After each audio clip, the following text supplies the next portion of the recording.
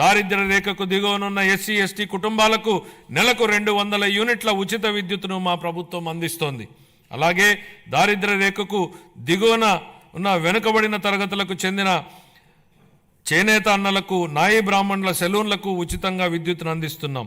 చేతి వృత్తులు, హస్తకళాకారులు, ఇతర సాంప్రదాయ వృత్తుల వారికి గతంలో అండగా నిలిచిన ఆదరణ పథకాన్ని పునఃప్రారంభిస్తున్నాం. ఈ పథకం అందించే పనిముట్లు మరియు ఉపకరణాల వినియోగంతో ఉత్పాదకత పెరిగి స్థిరమైన ఆదాయం పొందడానికి దోహదపడుతుంది.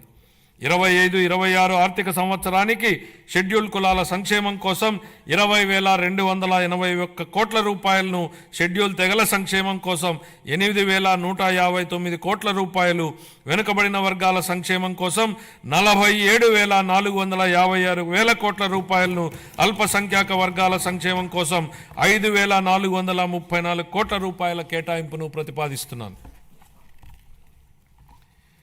మహిళాభివృద్ధి మరియు శిశు సంక్షేమం.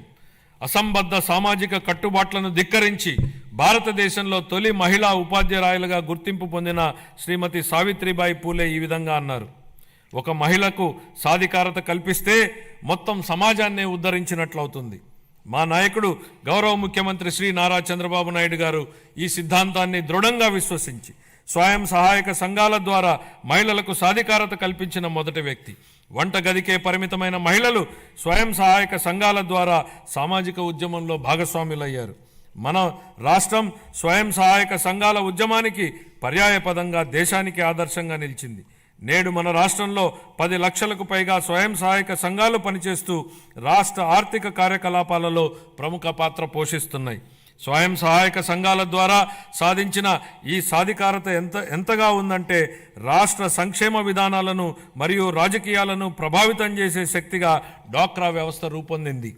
స్త్రీ నిధికి కేటాయించిన నిధుల్లో 750 కోట్ల రూపాయలను గత ప్రభుత్వం పక్కదారి పట్టించింది.